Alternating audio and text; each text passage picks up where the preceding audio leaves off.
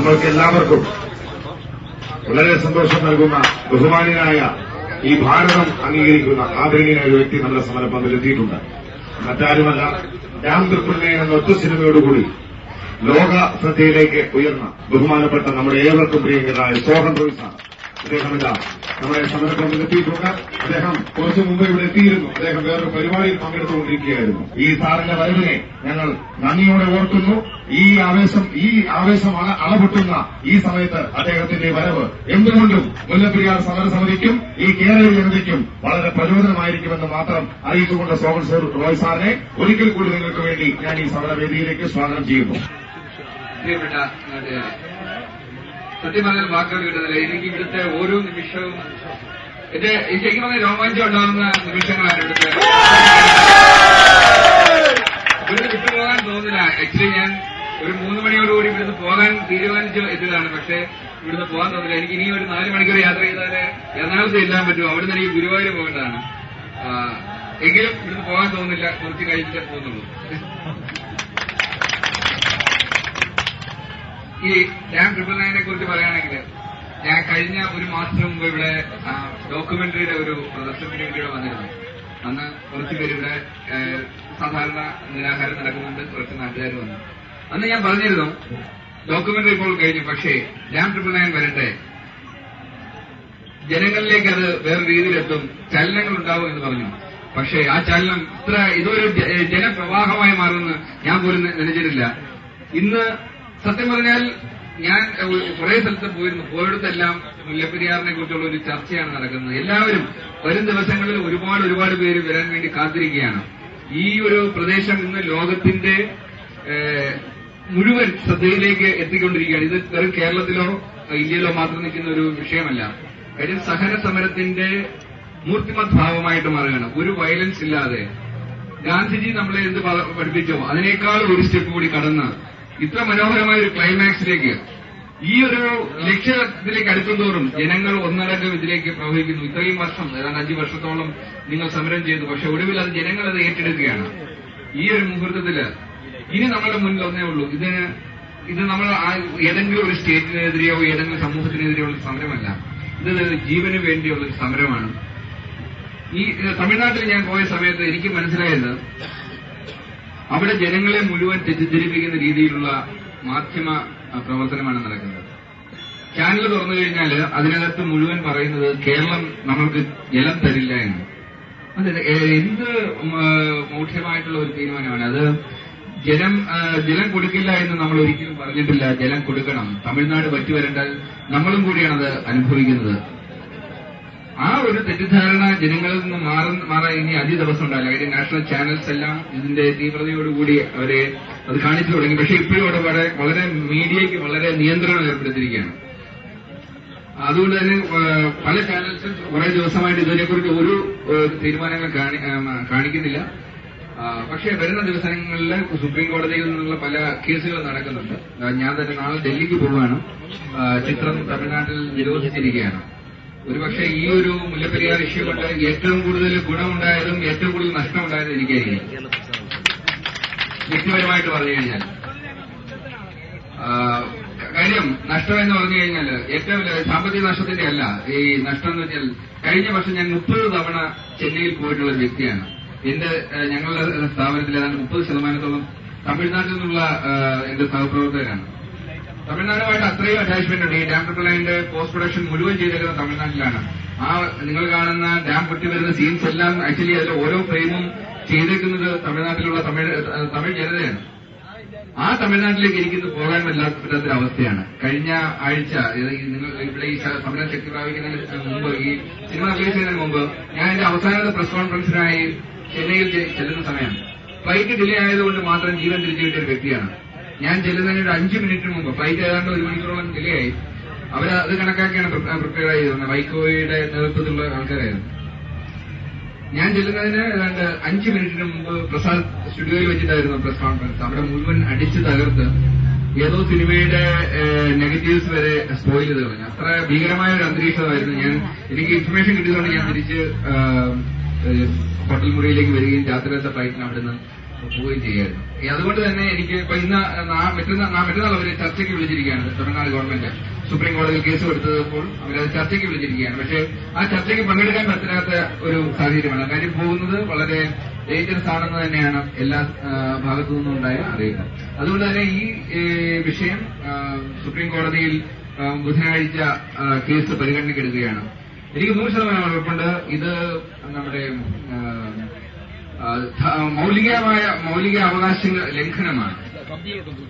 India പോലുള്ള ഒരു ജനാധിപത്യ രാഷ്ട്രത്ത് ക്രിയേറ്റീവായിട്ട് നമ്മൾ ചെയ്യുന്ന ഒരു കാര്യം അത് സെൻസർ ബോർഡിൽ നിന്ന് ഒരു സിനിമയാണെങ്കിൽ അത് സെൻസർ ബോർഡ് പാസ്സാക്കി കഴിഞ്ഞാൽ അത് നിരോധിക്കുവാനായി ഇവിടെ ആർക്കും അവകാശമില്ല. അത് അനുവദിച്ചു കൊടുത്തു കഴിഞ്ഞാൽ ഒരുപക്ഷെ തമിഴ്നാടിനെതിരെ വിധി ഉണ്ടായാൽ പോലും അത് ഈ സിനിമ ഇനി തമിഴ്നാട്ടിൽ കാണിക്കാൻ സാധിക്കില്ല. കാര്യം അവിടെ ഡിസ്ട്രിബ്യൂട്ടേഴ്സോ അതിന്റെ എക്സിബിറ്റേഴ്സോ ഒന്നും അനുവദിക്കില്ല. എങ്കിൽ തന്നെ അതിന്റെ CDs ഇപ്പോൾ ഇഷ്ടംപോലെ ബ്ലാക്കിൽ ഇറങ്ങിയിട്ടുണ്ട്. തമിഴ്നാട്ടിലുള്ളവരെല്ലാം ഈ ചിത്രം കണ്ടിരിക്കും.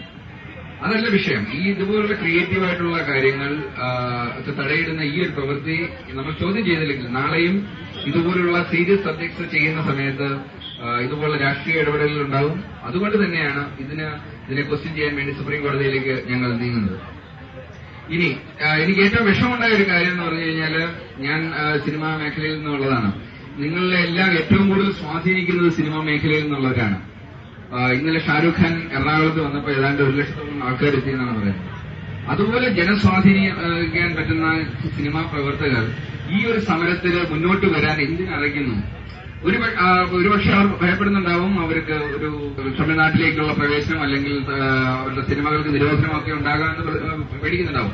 പക്ഷേ ഒന്നിച്ച് എല്ലാവരും ഒരുമിച്ച് ഇറങ്ങിക്കഴിഞ്ഞാൽ എന്ത് നിരോധനമാണ് വരുന്നത് എനിക്ക് മനസ്സിലാവുന്നില്ല. മലയാള സിനിമാ ഇൻഡസ്ട്രി മൊത്തത്തിൽ ഇവിടെ വന്നു കഴിഞ്ഞാൽ ഇപ്പോൾ ഈ വരുന്ന ഈ ജനക്കൂട്ടത്തിന്റെ 10 ഇരട്ടി ജനങ്ങളെ ആകർഷിക്കാൻ അവർക്കുള്ള കഴിവുണ്ട്. അതുകൊണ്ട് തന്നെ വരും ദിനങ്ങളിൽ ഇന്ന് മിസ്റ്റർ ബാബു ആന്റണി ഇവിടെ വന്നിരുന്നു. എനിക്ക് തോന്നുന്നത് ആദ്യമായിട്ട് ഞാൻ കണ്ടതിൽ നടന്മാരിൽ ആദ്യമായിട്ടൊരു വ്യക്തി വന്ന ബാബു ആന്റണിയാണെന്ന് തോന്നുന്നു. പക്ഷേ അതൊരു തുടക്കം മാത്രമാകട്ടെ. ഇനിയും കൂടുതൽ ആൾക്കാർ വരും ദിനങ്ങളിൽ സിനിമാ മേഖലയിൽ നിന്നും വന്ന തീർച്ചയായിട്ടും ഈ ഒരു ജനകീയ സമരത്തിന് പിന്തുണ നൽകിയാൽ തീർച്ചയായിട്ടും ചലനങ്ങളുണ്ടാവും. കാര്യം തമിഴ് ഗവൺമെന്റ് എന്ന് പറഞ്ഞാൽ സാധാരണ പൊളിറ്റിക്സ് പോലെയല്ല. അത് സിനിമയുമായി ബന്ധപ്പെട്ട് കിടക്കുന്ന ഒരു ഗവൺമെന്റാണ്. അവിടെ ഭരണപക്ഷവും പ്രതിപക്ഷവും എല്ലാം സിനിമയും അവിടുത്തെ ജനങ്ങളുടെ രക്തത്തിലെല്ലാം ബ്ലഡാണ്. അപ്പോൾ സിനിമാ മേഖലയിൽ നിന്നുള്ള ആൾക്കാർ വന്നു കഴിഞ്ഞാൽ ഇതിന്റെ ഈ സമരത്തിന് ഒരു സ്റ്റെപ്പ് കൂടി മറ്റൊരു മാനം കൊടുക്കാൻ സാധിക്കും. ജയലളിതയെ പോലെ സിനിമാ മേഖലയിൽ നിന്ന് വന്നിട്ടുള്ള ഭരണാധികാരികൾക്ക് മറ്റൊരു രീതിയിൽ തിങ്ക് ചെയ്യാൻ സാധിക്കും. അതുണ്ടാവട്ടെ എന്ന് ഞാൻ ആഗ്രഹിക്കുന്നു. ഈ ചിത്രം നെഞ്ചിലേറ്റിയ നിങ്ങളെ എല്ലാവർക്കും ഞാൻ നന്ദി പറയുന്നു. കാര്യം നിങ്ങളുടെ എല്ലാം ഈവൻ കേരളത്തിൽ ആദ്യമായിട്ടാണ് തോന്നുന്നു മലയാളികൾ ഒന്നടങ്കം ഒരു ഇംഗ്ലീഷ് ചിത്രം കാണുന്നത്. അതുകൊണ്ട് തന്നെ ഞങ്ങളിത് മലയാളത്തിലേക്ക് മാറ്റി. ഈ ആഴ്ച മുതൽ പല തിയേറ്ററുകളിലും മലയാളം എത്തിക്കഴിഞ്ഞു. അടുത്ത ആഴ്ച മുതൽ ഇത് മലയാളത്തിൽ കേരളം മുഴുവൻ കാണിക്കുന്നുണ്ട്. തീർച്ചയായിട്ടും പോയി ഈ ചിത്രം കണ്ട് ഇത് കൂടുതൽ മനസ്സിലാക്കുക. കാര്യം ആ ചിത്രത്തിന്റെ ക്ലൈമാക്സിൽ ഞങ്ങൾ കാണിക്കുന്നത് ഇത് തുടക്കം തൊട്ട് അവസാനം വരെ ഡാം ദുരന്തമൊന്നുമല്ല. ഇതൊരു പ്രണയകഥയുടെ അവസാനം ഒരു ഡാം ദുരന്തം ആ പ്രണയത്തെ വേർപെടുത്തുന്ന രീതിയിലാണ് ചെയ്യുന്നത്. വളരെ അരമണിക്കൂറേ ഉള്ളൂ ഇതിന്റെ ക്ലൈമാക്സ്. അതിൽ ഡാം പൊട്ടുന്നതെല്ലാം കൂടെ 5 മിനിറ്റേ ഉള്ളൂ. പക്ഷേ ഒരു ഡാം ദുരന്തം എങ്ങനെ എന്നുള്ളത് ഒരു ഷോട്ട് പോലും മിസ്സാവാതെ, അതായത് ഒരു പേമാരി, അതായത് പ്രകൃതി ആദ്യം നമുക്ക് തരുന്ന സിഗ്നൽസ് ഇവിടെയും അത് തന്നെയാണ് ഉണ്ടാവാൻ പോകുന്നത്. ആദ്യം ഒരു കൊടും പേമാരി വരികയാണ്. ആ പേമാരിയുടെ ഒടുവിൽ ഡാം നിറയുന്ന ഒരവസ്ഥ. ഈ ഡാം നിറയുന്ന അവസ്ഥയിൽ ഇതിലെ ജലം വഴിമാറ്റി വിടാൻ പറ്റാത്ത ഒരു അവസ്ഥ.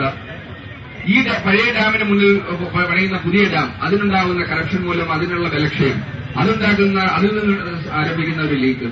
പിന്നീട് ഇതിനകത്ത് ഒരു ഭൂകമ്പത്തിന്റെ വരവ്. ആ ഭൂകമ്പം കാണിക്കുവാൻ വേണ്ടി പ്രകൃതി തന്നെ സിഗ്നൽസ് തരുന്ന പറന്നകലുന്ന പക്ഷികൾ. അതിനുശേഷം മാത്രമാണ് റിസർച്ച് സ്കെയിലും മറ്റും ടെക്നോളജിയിലൂടെ അത് കണ്ടെത്തുന്നത്. പിന്നീട് ഉണ്ടാകുന്ന ഒരു ലാൻഡ് സ്ലൈഡ്, അതായത് ഉരുൾപൊട്ടൽ.